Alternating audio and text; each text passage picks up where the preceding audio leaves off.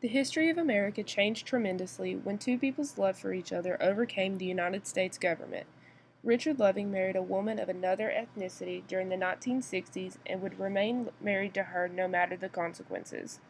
Through studying Richard Loving and his background, I believe that his actions have changed America into what it is today.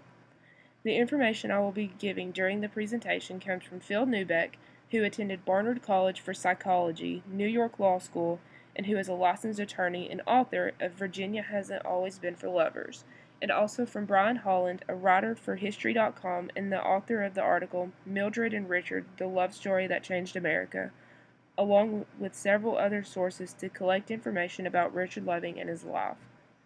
Richard Loving stood up for his beliefs and fought the Virginia court system to ban the law regarding interracial marriage.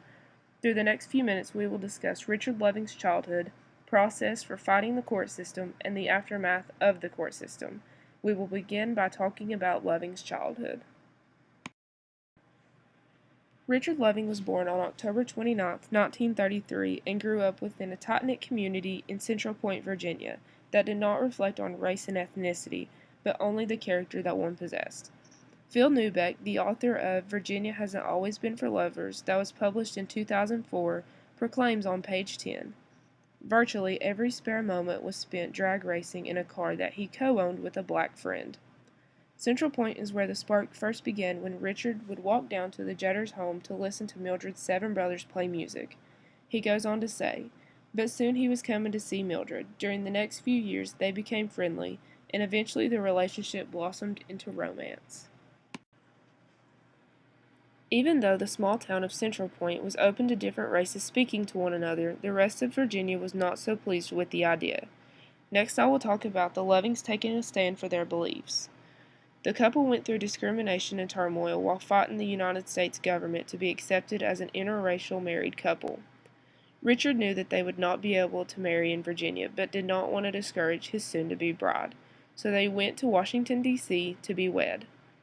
The Biography.com website that published the article Richard Loving on August 26, 2017 states, with Richard knowing that he and his bride would be unable to get a license, the couple traveled to Washington, D.C. on June 2, 1958 to be wed and then returned to Virginia. The newlyweds stayed with Mildred's family in the basement for several weeks, when one night a sheriff barged in to the couple's bedroom in the middle of the night and arrested both of them. The article goes on to say, Richard was allowed to post bail the next day while Mildred was held for several nights. Richard's sister bailed him on a $1,000 bond while Mildred was forced to stay for several nights in a small one-person cell. Once both of them were released, the Lovings chose to attempt life in Washington, D.C., leaving their friends and family in Virginia. While in Washington, D.C., the couple had 3 children. Richard and Mildred could not adjust to the life in the big city, forcing them to go against their court orders that said they could not return to Virginia together for 25 years. Brian Holland states in his article, as they were not allowed to return together, they would take precautions not to be seen together in Virginia, Richard often never venturing outside the house. During the time of the Loving staying and hiding, the civil rights movement was in the blueprints, and the young couple was encouraged by what they saw. On February 1, 1960, 4 African American students conducted a nonviolent protest at Woolworth's segregated lunchroom. The students stood at the counter being refused service for 6 months. They were eventually served from the same counter that the rest of the students were served from. According to the civil rights timeline created by Borgna Brunner and Alicia Haney on InfoPlease's website, they declare, student sit-ins would be effective throughout the Deep South in integrating parks, swimming pools, theaters, libraries, and other public facilities. The Lovings case made it to the United States Supreme Court on April 10, 1967, when the verbal arguments began.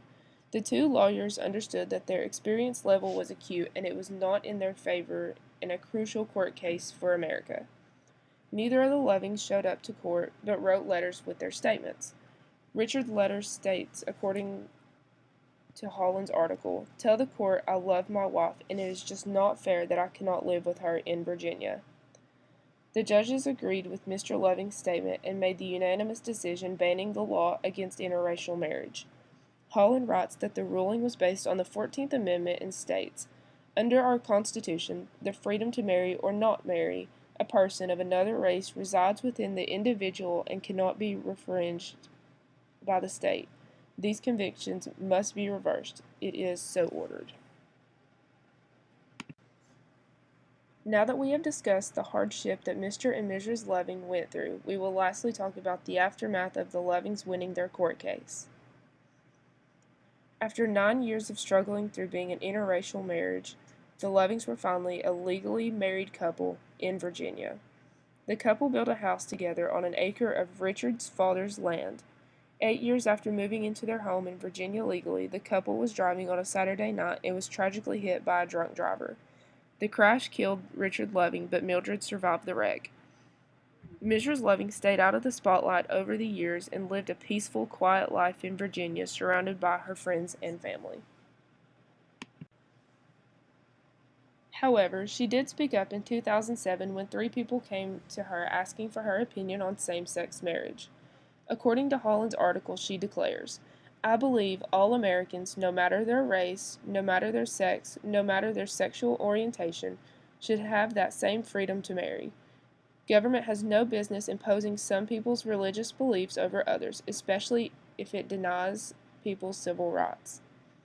The Lovings were able to stand up for what they believed was right, and she also agreed that others should have the same rights she was able to win.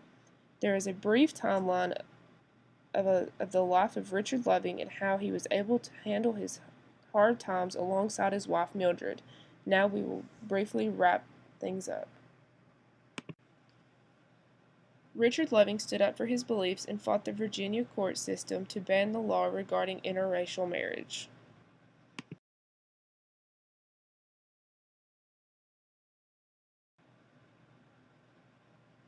Without Richard and Mildred Loving, the citizens of America would not have as many rights and privileges that are given today and the ones that are yet to come.